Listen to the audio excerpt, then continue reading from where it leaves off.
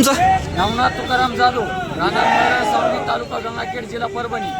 बर बर बर. नेमक्या तुमच्या प्रमुख मागण्या काय आहेत? आमच्या प्रमुख मागण्या आम्हाला ओला दुष्काळ, आम्हाला कर्जमाफी आणि शेतकऱ्याला एका हेक्टरला 50,000 रुपये हेक्टरी आम्हाला असे पैसे पाहिजे शासनाकडून. बर बर बर. आज किती लोक येणार आहेत जवळपास आज इथं? आमच्या गावामधून आम्ही 2 टेम्पो घेऊन आलो. बर बर बर बर. सावंगी मधून ग्रामस्थ सगळी.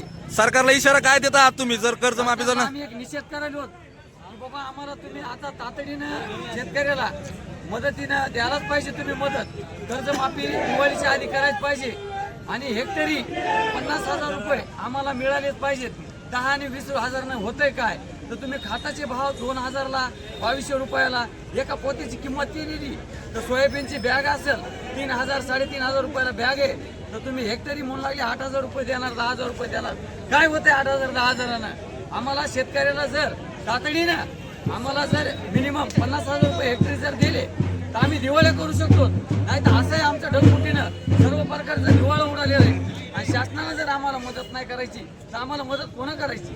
शासनानं आमच्या पाठीमागं आता खंबीरपणे उभं राहण्याची गरज आहे. आज आम्ही पोरके झालेले. बर. शेतकऱ्या जर शासन जर काय म्हणलं तर तुमचं कर्जमाफी जर काही निकष जर ठेवायची का तुम्हाला सरसकट शेतकऱ्यांना कर्जमाफी पाहिजे? आम्हाला शेतकऱ्याला आम्ही स्वावलंबी नाही. शेतकऱ्याने हे जर सगळ्यात कर्जमाफी झाली पाहिजे. तुमच्या नियमाप्रमाणे तुम्ही 1.5 लाखात बसता 2 लाखात बसता ते आम्हाला माहित नाही पण आम्हाला शेतकऱ्याला जे बी लाभ होईल हे सरसकट झालं पाहिजे. आम्हाला सरसकटची मागणी. आम्ही एवढे जे शेतकरी आलो ते काही स्वार्थासाठी आलेले नाही. मी माझंच करावं ह्या भाऊनं ह्याचंच करावं. आम्हाला शेतकऱ्याला सगळा हक्क सगळ्याला मिळूनच पाहिजे. स्वावलंबी नसतं शेतकरी. सरसकटच कर्जमाफी झाली तर करा नाही तर करू नका.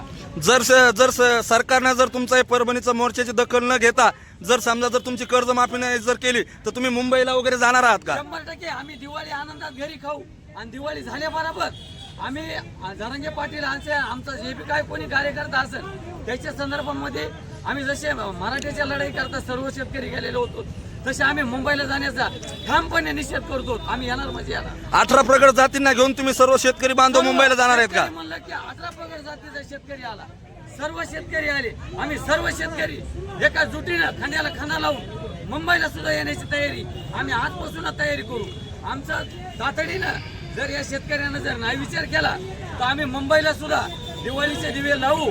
दिवाळीचे दिवे झाल्याबरोबर आम्ही दिवाळी खाऊ आणि लगेच आम्ही मुंबईला येऊ. आम्ही बसून राहणार नाही. तुम्ही आमदार खासदारांना स्थानिक लेवलच्या पालकमंत्र्याला काय सांगू इच्छितात? यांनी पालकमंत्र्यांना आमच्या पालकमंत्री एकनाथताई बोर्डीकर या पालकमंत्री पदाचं नेतृत्व परभणी जिल्ह्याचे करतात. आमचे आमदार रत्नाकर रावजी घुटे, आमचे खासदार बंडू दादा अशा पद्धतीने आमचे हे तिन्ही बी जे काही नेतृत्व करतील त्यांना आमच्या मागं आता शेतकऱ्याला तळमळीनं आणि असं खंबीरपणे शेतकऱ्याच्या मागं उभं राहण्याची त्याची गरज आहे. जे काय असेल, जे कर्जमाफी असेल किंवा आम्हाला ओला दुष्काळ असेल, आम्हाला सरकारकडून जे काही तातडीनं मदत देण्याचा प्रयत्न करताय त्या तिघांनाच करावं लागेल ना. बरोबर. शेतकरी काय मंत्रालयात जाऊ शकत नाही किंवा केंद्रात जाऊ शकत नाही. हे या तिघाचे जबाबदारी आहे.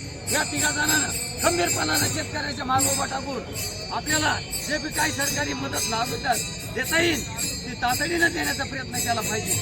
का तर देऊ करू कर्जमाफी करू हे जमणार नाही. दिवाळीच्या आमचं तुम्हाला ऑप्शन राहील. दिवाळीच्या पुढे आम्ही वाट बघणार नाही. आम्ही रस्त्यावर उतरू, आम्ही मुंबईला येऊ. त्याच्यात कोण्याही पद्धतीचे आम्ही हलगर्जेपणा करणार नाही. बर बर. जिल्ह्यातून सगळे शेतकरी आलेले आहेत या आंदोलनासाठी. आपल्या जिल्ह्याचे खासदार आणि आपल्या परभणीचे आमदार हे दोन्ही इथे हजर राहायला पाहिजे होते की नाही? नाही ना, तातडीनं आजच्या दिवशी तर हजर राहिलाच पाहिजे. का तर ते शेतकऱ्यांनाच निवडून दिलेले आहेत ना. त्याच्यामुळे त्याची सुद्धा शेतकऱ्याविषयी आजच्या या जे काही आंदोलनाला आम्ही जे काही शेतकरी आमच्या परभणी जिल्ह्यातले सर्व काही शेतकरी आलेले तर त्याची सुद्धा आज आमच्या मोर्चामध्ये इथं उपस्थिती असावी अशी आम्हाला सुद्धा वाटते. आता ते आमचे आहेत ना, त्यांना आमच्याकरता यायलाच पाहिजे आजच्या मोर्चामध्ये. दादा आपण कुठून आलेले आहात? आमचा नाव गाव आम्हाला जाहीर करायची काही विशेष आवश्यकता वाटत नाही. आम्हाला आवश्यकता वाटते की आमच्या शेतकऱ्यांना शेतकऱ्यांच्या मुलाबाळांना येणाऱ्या पिढीमध्ये चांगलं शिक्षण भेटावं आणि शेतकऱ्यांना मूलभूत सुविधा भेटावं. आता तर तुम्ही सगळ्यांनी बघितलेलं आहे पाऊस किती पडलाय कसा पडलाय हे सांगायची गरज नाहीये, परंतु आमचं या राज्य सरकारला एकच मागणं आहे, ज्या अनुषंगाने पंजाबच्या शेतकऱ्यांना 50,000 रुपये हेक्टरी अनुदान दिले तसेच महाराष्ट्रातील सर्व तमाम शेतकऱ्यांना 50,000 हेक्टरी अनुदान द्यावं यासाठी आम्ही हा शेतकरी हक्क मोर्चा काढलेला आहे. हा शेतकरी हक्क मोर्चा कुणाच्याही समर्थनात नसून कुणाच्याही विरोधात नसून हा फक्त शेतकऱ्यांचा आणि शेतकऱ्यांच्या मुलाबाळांचा समर्थनार्थ आहे. धन्यवाद. बाळा तुझं नाव सांग. नमस्कार, मी कुमारी स्नेहल प्रभाकर हरकर, इयत्ता 10वी पोता इंटरनॅशनल स्कूल परभणी, राहणार आरबीची विद्यार्थी. आज आपण इथे कशासाठी जमलेलो आहे खरं तरी सांगायची गरज नाहीये, कारण आपलं सर्वांना दिसून येत आहे की शेतकऱ्याची काय परिस्थिती झालेली आहे. आपल्या मराठवाड्यामध्ये शेतकरी कुठल्या संकटामध्ये आहे हे सर्वांना दिसून येते, मात्र तरीही सरकार आज शांत बसलेलं आहे. अहो मला सांगा ना, कुठे आहेत ते कृषी मंत्री, कुठे आहेत आपले पंतप्रधान नरेंद्र मोदीजी, काय करत आहे तो, का सरकार आज शांत बसलेली आहे. अहो त्या शेतकऱ्याचं एवढं नुकसान झालं, अहो त्याने पिकवलेलं पीक, त्याच्या हातात तोंडाला आलेला घास त्याच्या हातातून गेला, हो तोंडाला आलेला त्याचा घास हातातून गेला, त्याचं पिकाचं एवढं नुकसान झालं. अहो त्याने घेतलेलं कर्ज, त्याने खतं बियाणे आणण्यासाठी घेतलेलं कर्ज, आता ते कर्ज कसं फेडणार हो जेव्हा त्याच्या शेतामध्ये त्याचं पिकच नाही राहिलं. अहो त्याच्या शेतामध्ये साध्या शेतामध्ये माती सुद्धा नाही राहिली. हो कशा प्रकारे त्या आनंदामध्ये दिवाळी साजरी करणार, हो कशा प्रकारे त्याच्या लेकराची शाळेची फीस, बस फीस, ट्युशनची फीस भरणार. हो आणि अहो सरकार पण बघा ना शेतकऱ्याची किती हत्या करतो येतं. अहो ज्या पाण्यामध्ये थोडा पूर आला, त्या पाण्यामध्ये त्या शेतकऱ्याचं बैल वाहून गेले, म्हशी वाहून गेले, गाया वाहून गेल्या आणि सरकार काय मदत देते? 32 ते 37 हजार रुपये मदत देते सरकार. मला सांगा, सरकारला मला विचारायचंय, तुमचा कुठलाही शासकीय अधिकारी तुम्ही त्या बैला त्या बाजारामध्ये पाठवा आणि त्यांना विचारा 1.25 लाख आणि 1.5 लाखाच्या मध्ये बैल जोडी येते. त्या बैल जोडीची किंमत 1.25 लाख ते 1.5 लाख रुपये आहे आणि तुम्ही आज सरकार आज शेतकऱ्यांना 32 ते 37 हजार रुपये देते. असं 32 ते 37 हजार रुपये ही किंमत देऊन आज तुम्ही शेतकऱ्याला गप्प करताय. माझी सरकारला विनंती आहे की तुम्ही शेतकऱ्याला चांगली मदत द्या, कारण मला सांगा जसा पश्चिम महाराष्ट्राचा विकास आहे तसा आपल्या मराठवाड्याचा विकास आहे का? आपल्या मराठवाड्याचा असा विकास नाहीये. आणि मला सांगा, आता येणाऱ्या 8 किंवा 9 तारखेला अडाणी पोर्टचं उद्घाटन आहे, त्यासाठी प्राईम मिनिस्टर नरेंद्र मोदीजी उपस्थित राहणार आहे. ते तिथे उपस्थित राहतील. मग आज आमच्या मराठवाड्यामध्ये शेतकऱ्याचं एवढं नुकसान झालं का तिथे ते उपस्थित नाही राहिले? का त्यांची गरज होती? आज प्रत्येक शेतकऱ्याच्या बांधावरती त्यांनी यायला पाहिजे होता, पण तिथे ते आले नाही. माझी प्राईम मिनिस्टर नरेंद्र मोदीजींना एवढीच विनंती आहे की तुम्ही त्या शेतकऱ्याच्या बांधापर्यंत पोहोचा. तुम्हाला तिथे येणंच लागणार आहे. बघा आमच्या मराठवाड्यामध्ये माझा बळीराजा कुठल्या संकटामध्ये आहे, बघा माझ्या बळीराजाकडे काय त्याच्यावरती नुकसान झालं आहे, कशा प्रकारे माझा बळीराजा संकटाशी झुंजत आहे. आणि मला सांगा, गेल्या 10 ते 10 वर्षाखाली सोन्याचा भाव होतं 20 ते 25 हजार 30 हजार एवढं सोन्याचा भाव होतं, पण आता सोन्याची किंमत काय झाली आहे? 1 लाखाच्या वर सोन्याची किंमत झाली आहे. शासकीय अधिकाऱ्याच्या पगार वाढलेले आहेत. मी याच्या विरोधात नाहीये, याचा पगार वाढला, परंतु माझं म्हणणं आहे तुम्ही आज शेतकऱ्याला त्याचे खतं मिळवण्यासाठी त्याचे भाव वाढवले, उलट त्याच्यावरती जीएसटी सुद्धा लावली. याच्यामध्ये माझा विरोध नाहीये. मग शेतकऱ्याच्या मालाचे भाव का नाही वाढवले तुम्ही? शेतकऱ्याच्या मालाचे भाव सुद्धा तुम्ही वाढवायला पाहिजे. आणि एखादी कंपनीचा ओनर असू द्या, त्याच्या कंपनीमध्ये जे प्रोड्यूस करते, एखादी शॅम्पूची पुडी असू द्या, त्याची किंमत तो स्वतः ते कंपनीवाला ठरवतो. मग माझा शेतकरी स्वतः तो त्याच्या शेतामध्ये पीक पिकवतो, मग का तो त्याच्या मालाची किंमत नाही ठरू शकत? त्याचा सुद्धा हक्क आहे की तो त्याच्या मालाची किंमत ठरवू शकेल आणि त्याला अधिकार दिलाच पाहिजे की त्याच्या मालाची किंमत माझा शेतकरी, माझा बळीराजा त्याच्या स्वतःच्या मालाची किंमत तो ठरवू शकेल. आणि आपल्या मराठवाड्यामध्ये सर्वात कठीण गोष्ट म्हणजे शेतरस्त्याचा. सर्वात मोठा प्रश्न शेतरस्त्याचा आहे, कारण मी बघत आहे आमच्या गावाला शेतरस्ता नाहीये. माझे वडील कित्येक दिवस झाले त्या शेतरस्त्यासाठी परेशान होतात. प्राईम मिनिस्टरला पत्र पाठवले, सीएम साहेबांना पत्र पाठवले, कित्येक नेत्यांच्या घरी गेलो, सगळीकडे गेलो, पण आजपर्यंत माझा शेतरस्ता भेटला नाहीये. माझ्या शेतकऱ्याला शेतरस्ता मिळाला नाहीये. कित्येक मोठ्या प्रोजेक्टसाठी तुम्ही कोट्यवधीला पैसे देता, पण तेव्हा तुमच्याकडे फंड असतात, तेव्हा पैसे असतात, पण शेतकऱ्याचं काही गोष्ट आली की तेव्हा तुमच्याकडे पैसे नसतात. नसतात, जेव्हा शेतकऱ्याचं काही करायचं असतं तुमच्याकडे तेव्हा पैसे नसतात.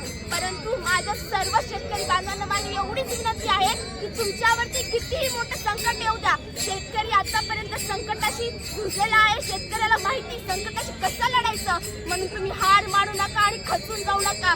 कारण आपण शिवरायांच्या भूमीमध्ये जन्माला आलेलो आहोत, डॉक्टर बाबासाहेब आंबेडकरांच्या भूमीत जन्माला आलेलो आहोत, महात्मा फुलेंच्या भूमीमध्ये जन्माला आलेलो आहोत. आपल्या महान पुरुषांनी आपल्याला आत्महत्या करायचं सांगितलेलं नाहीये. म्हणून सर्व शेतकरी बांधवांना एवढीच विनंती आहे की कृपया करून तुम्ही आत्महत्या करू नका. आणि सरकारलाही माझी विनंती आहे की तुम्ही हेक्टरी 50,000 रुपये शेतकऱ्याला द्यावेच लागतील आणि तुम्हाला देवच लागणार आहेत. एक हेक्टरी 50,000 रुपये तुम्हाला द्यावेच लागणार आहेत. शेतकरी एकजुटीचा राज्याचे मुख्यमंत्री देवेंद्र फडणवीस यांनी या अगोदर 8,500 रुपये हेक्टरी मदत करू असं जाहीर केलं होतं. जर हेक्टरी 8,500 जर मदत म्हणलं तर गुंठ्याला 85 रुपये येतात. तू यावर समाधानी आहेस का? नाही, बिलकुल समाधान नाहीये. सरकार तुम्ही काय करताय बघा, आमच्या शेतकऱ्यांची परिस्थिती काय, माझा शेतकऱ्यांचा हाल झालेला आहे. त्यामुळे तुम्ही शेतकऱ्याला हेक्टरी 50,000 रुपये द्यावेच लागतील. तुम्ही हेक्टरी 50,000 रुपये शेतकऱ्याला द्या आणि सर्वांना गर्व असला पाहिजे की तुम्ही शेतकरी आहात. आणि मलाही फार अभिमान आहे की मी शेतकऱ्याची मुलगी आहे. हा, मलाही फार अभिमान आहे की मी शेतकऱ्याची मुलगी आहे. दुनिया बनाई जिसने इस धरती के भगवान की बेटी हूँ, अभिमान है मुझे और फक्र से कहती हूँ मैं इस भगवान की बेटी हूँ, मैं किसान की बेटी हूँ. हाँ, फक्र है मुझे और गर्व से कहती हूँ मैं किसान की बेटी हूँ, मैं किसान की बेटी हूँ. धन्यवाद. जय जवान, जय किसान. परभणी जिल्ह्यातील शेतकऱ्याच्या जिल्हाधिकाऱ्याला मोर्चा या बालमुलीनं जी शेतकऱ्याची व्यथा सांगितली ती अगदी खरोखर आहे. या महाराष्ट्रामध्ये गेली 3-4 महिन्यापासून पाऊस पडतोय आणि पाऊस पडल्यामुळे पूर्ण शेती खरडून गेली, पिके उद्ध्वस्त झाली. आणि या महाराष्ट्रामध्ये एक खेदजनक गोष्ट सांगतो की या महाराष्ट्रामध्ये रोज 10 शेतकरी आत्महत्याच्या होतात. ही अत्यंत खेदाची बाब आहे मित्रांनो. कारण आज जर शेतकरी आत्महत्या करू लागला तर त्या परिवारानं काय करायचं? करता धरता माणूस जर निघून गेला तर तो परिवार पूर्णपणे उघड्यावर आलेले. माझी सरकारला विनंती आहे, तुम्ही ही तोटपुंजी जी 8,500 मदत देत आहे ती पूर्ण चुकीची आहे. आम्हाला हेक्टरी 50,000 रुपये मदत पाहिजे. शेतकऱ्यांचं संपूर्ण कर्जमुक्ती मिळाली पाहिजे. आज शेतकऱ्यांची अवस्था अशी झालेली आहे, तुम्ही धनदांडक्या लोकांचं, उद्योजकाचं, अदानी अंबानीचं कर्ज माफ करता आणि आमच्यासारख्या सामान्य शेतकऱ्याचं तुम्ही कर्ज माफ करीत नाहीत.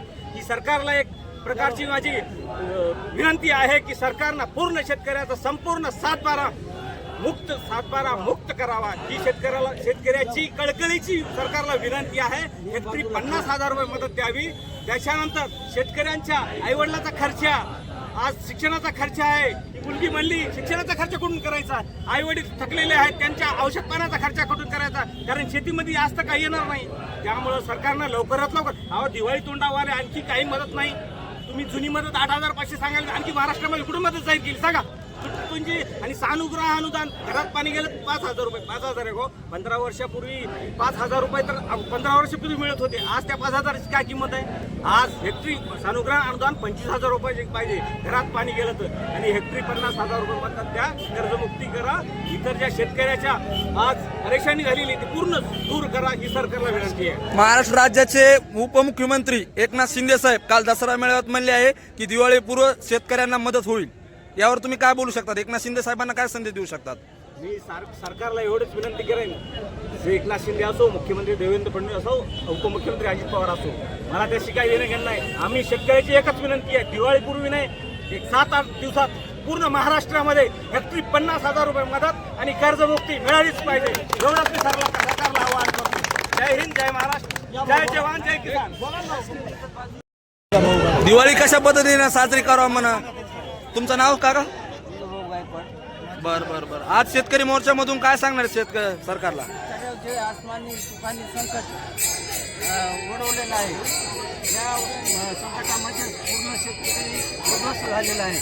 आणि उद्याचे प्रपंच कसे चालवावं एवढी समस्या शेतकरी कुटुंबापुढे आहे. त्याच्या मूल्यवाढाचा, शिक्षणाचा प्रश्न, त्याच्या भविष्याचा प्रश्न सरकारनं ह्या सर्व बाबीचा त्याचा घर आज विसर्जन झालेले पावसामुळे त्याचा दैनंदिन जीवन जगणं हे मुश्किल झालेलं आहे. आणि भविष्यातले प्रश्न वारसाचे मुलाचे शिक्षणाचे अनेक प्रश्न त्याच्या पुढे म्हणजे तोंड असून पुढे हे झालेले आहेत. तरी शासनानं ह्या सर्व बाबीचं कुठंही म्हणजे आकाश भावना न ठेवता म्हणजे शासकीय निकष बाजूला ठेवून शेतकऱ्याला भरपूर मदत करावी. त्यांचे संसार उद्ध्वस्त संसार म्हणजे प्रस्थापित करावेत आणि झालेली हे आहे म्हणजे काय नुकसान. भरून काढावी. कशा संदर्भात होती पुस्तिकातील बियाणं तुमचं? वेदा सीड्सचं कोणती कंपनी होती ती? वेदा सीड्सचं अभय गोल्ड म्हणून वाण होतं. बर त्याच्या मी 4 पाकिटे लागवड केली 4x1.5 वर. बर. 9 जून रोजी मी लागवड केली होती. लागवडीनंतर 20 दिवसांनी काय झालं, झाडं लाल होण्यास सुरुवात झाली. मी ताबडतोब कृषी केंद्र चालक आमच्या गावातला अमोल गायकवाड याच्याकडे नंबर घेतला कंपनीचा. कंपनीवाले आले, त्यांनी पाहणी केली. नंतर मी कृषी विभागामध्ये तक्रार केली. कृषी विभाग पण 15 दिवस नंतर आलं नाही माझ्याकडे. 15 दिवसाच्या नंतर ज्यावेळेस पालकमंत्र्यांचा पेडगावमध्ये दौरा होता त्यावेळेस ते पालकमंत्र्यामुळे आले माझ्या शेतामध्ये. आपले परभणी जिल्ह्याचे पालकमंत्री. बर. एकनाथ त्यांच्याकडे सुद्धा मी अर्ज दाखल केला. हा, मग पालकमंत्र्यांनी काही पाठपुरावा केला का नाही? पालकमंत्र्यांनी सुद्धा कोणतीही त्याच्यावर कारवाई केली नाही. नंतर जिल्हा कृषी अधिकारी दौलत चव्हाण यांच्याकडे अर्ज केल्याच्या नंतर त्यांनी विद्यापीठाचा शास्त्रज्ञ आहे संदीप बळगुजर म्हणून, संदीप बळगुजर आणि जिल्हा कृषी अधीक्षकाचे काही लोक यांनी येऊन पाहून सॅम्पल आणलं. सॅम्पल आणल्याच्या नंतर त्यांनी परत 15 दिवस वेळ घेतला. नंतर त्यांनी असा जे एक रिपोर्ट मला दिला माझ्या हातामध्ये की तुम्ही ते 5 वाचल्यानंतर तुम्हाला हसू येईल. बाधित कपाशीच्या रोपावर परीक्षणाअंती कोणत्याही प्रमुख बुरशी तथा जीवाणूजन्य रोगांचा प्रादुर्भाव आढळून आला नाही. आणि यांनी असं सांगितलंय की लागवडीनंतर पावसाचा खंड म्हणजे बोगस बियाण्याला कारण काय सांगितलं नाही. 5 ते 25 पावसाचा खंड. माझ्याकडे पावसाच्या नोंदी सुद्धा आहेत. पेडगाव मंडळामध्ये 5 ते 25 या दरम्यान किती पाऊस झाला, तर फक्त माझ्या एकट्याच्याच शेतामध्ये पाऊस झाला नाही का? पूर्ण शिवार हिरवं का? नाही, सरकारनं तर दिलेलंच आहे ना. आपल्या परभणी जिल्ह्यात सगळ्या मंडळात अतिवृष्टी झालेली आहे म्हणून. नाही 5 ते 25 जूनचं आहे हे. 5 ते 25 म्हणताय का तुम्ही? भ्रष्टाचारी यंत्रणेमुळे बर. बोगस बियाणे जी कंपनी आहे तिची पाठराखण संदीप बळगुजर, दौलत चव्हाण आणि एक जिल्हा कृषी अधीक्षक आहेत दौलत चव्हाण आणि शास्त्रज्ञ यांनी कंपनीचे पैसे घेतले असतील आणि माझ्यासारखे का आता तुमची मागणी काय आहे? ह्या तिघांची तुम्ही जे नावं घेता त्यांच्या कारवाई करायला पाहिजे यांच्यावर. 4 एकर कापसाला एकही बोर्ड नाही. एकही बोर्ड येऊन बघा वाटलास व्हिडिओ मी तुम्हाला व्हिडिओ दाखवतो सर. ते कंपनीशी मॅनेज माझं गाव परभणीपासून 10 किलोमीटर अंतरावर आहे म्हणून मी इथपर्यंत पोहोचू शकतो. ज्यावेळेस एखादं लांब जर असेल कसा पोहोचणार ते माणूस? आमच्या गावातले सगळे 4 माणसं परभणीला फिरतात. मला ते विद्यापीठ आहे एवढं पूर्ण तिथं भ्रष्टाचार करतायत लोक. आज हा 3 ऑक्टोबर शेतकरी मोर्चा आपल्या परभणी जिल्ह्यातून सुरुवात होत आहे. हा मोर्चा जिंतूर नागा ते जिल्हाधिकारी कार्यालय. नेमकं सरकारला तुम्ही काय सांगू इच्छिता की या मोर्चामधून की तुम्हाला सरसकट कर्जमाफी असो, ओला दुष्काळ असो किंवा सरसकट हेक्टरी 50,000ची मदत असो, सरकारला काय संदेश देणार आहात? सरकारला एवढा संदेश द्यायचा की आज अतिवृष्टी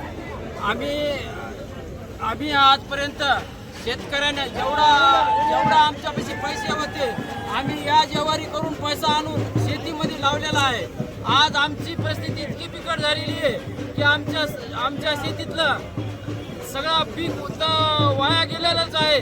पण आमच्या लेकरा बाळाचं सुद्धा आज लेकरा बाळाला संध्याकाळी खाऊ घालण्यासाठी आमच्याकडे कोणत्या प्रकारचं आज बोला बोला बोला बोला बोला. शासनानं एवढंच कळावं की आजपर्यंत शेतकरी हा राजा म्हणतात. शेतकऱ्याच्या जीवावर तुम्ही आज जगतात, पण शेतकरीची आज ही परिस्थिती असताना तुम्हाला जाग कशी काय येईना? आणि परभणी जिल्ह्यात आज शेतकऱ्याच्या प्रश्नाला कोणीही वाचापोडीनं आज शेतकऱ्याचे एवढे हाल तंतोतंत करीत आहे, पण सरकार अजून जागेवर आलेलं नाही. सरकारचा एकच आहे, 3 तिगाड्या काम बिगाड्या. आजपर्यंत सरकारनं एकच धरलंय की आज सरकारनं की शेतकऱ्याला जर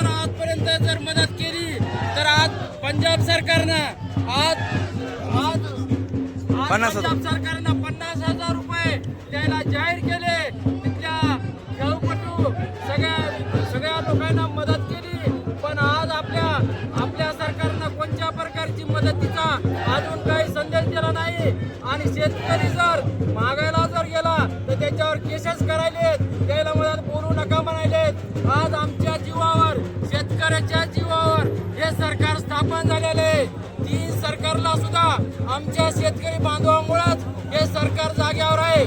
जर शेतकऱ्यावर जर अन्याय केला यापुढे या सरकारला शेतकरी सगळे एकजुटीचा नारा करून सगळे त्यांना आपली पाठिंबा, शेतकऱ्याच्या पाठिंब्यावर जे सरकार स्थापन झालेलं आहे त्या सरकारला जर पुढे जर मातीत घालायचं असलं तर सरकारचा त्याने विचार करावा. नसता शेतकरी आमचा एकजुटीचा नारा झालेला आहे. शेतकरी आज सरकारला आव्हान आहे, लवकरात लवकर आमचं दिवाळीच्या अगोदर आम्हाला मागणी करून आम्हाला लवकरात लवकर, आम्ही जास्त काय मागत नाही, फक्त 50,000 रुपये हेक्टरी देणं सरकारनं द्यावा. कारण 50,000 सुद्धा हेक्टरी दिले तरी आम्हाला कमीच आहेत. कारण आमचे 50,000 रुपये आमची हेक्टरी खर्चा झालेला आहे. पण आम्हाला पुढचा व्यवहार कसा दाखवा हे जर आज कळणं झालंय. कारण जर सरकारनं 50 बी जर दिले तर आमचा या व्यवहारी केलेला आहे ते पैसा तेच त्या लोकांना द्यायला लागणार आहे. आम्ही उधारीवर पाधारीवर आणलेले पीक पाणी यासाठी सरकारनं विचार करावा की पुढचं साल आमचं कसं जाईल, त्यासाठी आमचा 7-12 कोरा करावा. आणि लवकरात लवकर आम्हाला सरकारनं एकरा पैसे द्यावा. जायदातीवर म्हणून किती आमच्या 50 एकर रान जर असलं तर तुम्ही आम्हाला एकरी तुम्हाला 3,000 5,000 बँक कर्ज देते.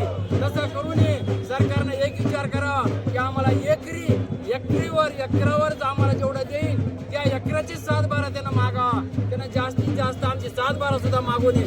कारण आमच्या रानाची किंमत 20 लाख जर असली तर आम्हाला जर बँक द्यायली 2 लाख रुपये तर आमचं हे काय कामाचं. म्हणून आम्हाला आमची 7-12 बाकीची कोरी ठेवा आणि आमच्या 7-12वर 1 एकरावर तुम्ही कर्ज दिलं तेवढंच आमचं कर्ज लावून घ्या. ही सरकारला कळकळीत विनंती आहे. आमची पूर्ण 7-12 घाण ठेवू नका. एवढं आमचं बोलून सांगतो. जय हिंद, जय महाराष्ट्र. शेतकरी संघटनेचा विमा कंपन्यांना काय सांगणार. पहिले विमा आपल्याला जर विमा फाडला असेल तर आपल्याला ई पीक पाहणीची गरज नव्हती. या अगोदर ज्या टायमाला काँग्रेसचं सरकार होतं त्या टायमाला पीक पाहणीची वगैरे गरज नव्हती. आता शासनानं ई पीक पाहणी कंपल्सरी केलेलं आहे आणि तक्रारी सुद्धा तुम्हाला कंपल्सरी आणि त्याच्यात पुन्हा अटी टाकलेल्या आहेत. ज्या टायमाला तुमचं कापणीचं पीक होईल त्या टायमाला तुम्हाला मदत होईल. हार्वेस्टिंग असो तुम्हाला त्याच्यात पर्याय निवडायचा. जर तुमच्या शेतकऱ्याच्या जर पर्याय व्यवस्थित निवडला जर नाही आला तर तुम्हाला विमा भेटणार नाही. तर विमा कंपन्यांना सुद्धा तुम्ही काही सांगणार आहेत का नाही.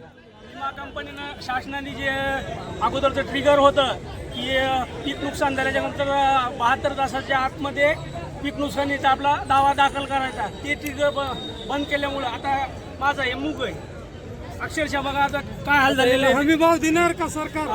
हमी भावाने शासन खरेदी करणार का? मी आमच्या प्रायव्हेट मार्केट मध्ये घेऊन 1800 रुपये किलो मागताय. 1800 रुपये क्विंटल. ही शेतकऱ्याची चेष्टा आहे. हे फडणवीस साहेबांना हे दिसायला पाहिजे. शेतकऱ्याचं दुःख हे जे आहे मायबाप सरकारला दिसायला पाहिजे. याला हमी भाव भेटणार का. शेतकऱ्याच्या कापसाला आज बोंड राहिलेलं नाही, पाण्यानं पूर्ण नासलेला आहे. हे सरकारला निदर्शनास येत नाहीये का. नुसते मंत्री लोक बांधावर जाऊन पाहणी करतायत. हे जे शासनाने याची गंभीर दखल घेतल्या जाईल का. शेतकऱ्याची चेष्टा चालू आहे. मंत्र्याच्या दौऱ्यावर करोडो रुपये खर्च होत आहेत आणि शेतकऱ्याला अनुदान द्यायचं म्हणजे हेक्टरी 8,000 रुपये. हे शेतकऱ्याचं आतापर्यंत कधीपर्यंत चालू राहणार आहे. शेतकऱ्यांचं कष्ट, काबाड कष्ट केलेली किंमत कधी करणार आहे मायबाप सरकार. आमचा शेतकऱ्यांचा सरकारवर एवढा रोष वाढलेला आहे की आज आमच्या लेकरा बाळाचं शिक्षण पूर्ण होईना, आमच्या मुलाबाळाचं शिक्षण नाही, आमच्या मुलींच्या लग्नाला पैसा नाही. मायबाप सरकार आज मुख्यमंत्री साहेबांना झोपायला 20 लाखाची गादी आहे. आमच्या शेतकऱ्याला घोदडा बी नाही झोपायला. हे बघा आमची व्यथा मायबाप सरकार. ही व्यथा जी आहे ही तुमच्यापर्यंत पोहोचू द्या. फडणवीस साहेब तुम्ही हिंदूंचे मुख्यमंत्री आहात. हा शेतकरी पण हिंदूंचाच आहे. हा देश हिंदूंचाच आहे. हे हिंदूंच्या व्यथा तुम्हाला कधी कळणार मायबाप सरकार? आपल्या परभणी जिल्ह्यामध्ये 4 आमदार 1 खासदार आहे. इथं शेतकरी मोर्चाला कशामुळे नाही आले?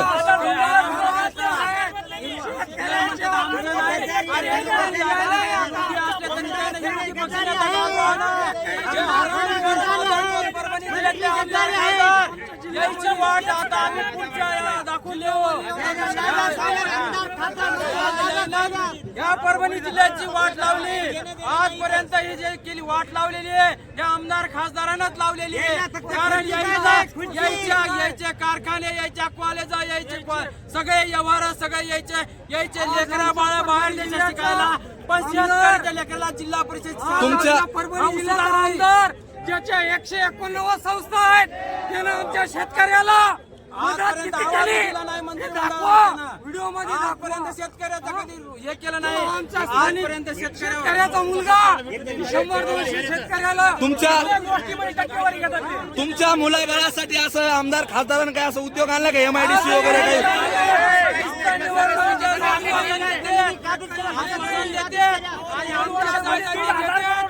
स्वतःचे कारखाने टाकतात, जमिनी आमच्या शेतकऱ्याच्या आम्हाला महापुंजी देतात. नाहीतर कलेक्टरचा आदेश आहे आम्हाला आमच्यावर द्या.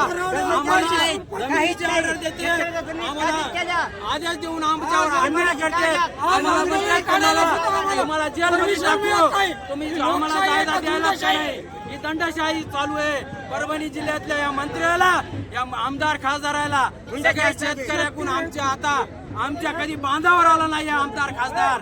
फक्त इलेक्शनच्या टाइमला येते. माझी एक कापसा संबंधात तक्रार होती जिल्हा कृषी अधीक्षकाकडे. दौलत चव्हाण नाव आहे त्याचं. जिल्हा कृषी अधीक्षक मी याच्याकडे तक्रार दाखल केली. जिल्हा गुण नियंत्रक गिरी हे 2 जण पाहणी करायला आले. कशा संदर्भात तक्रार होती आपली? बोगस बियाणे संबंधात. बर, कशाचं बियाणं होतं आपलं?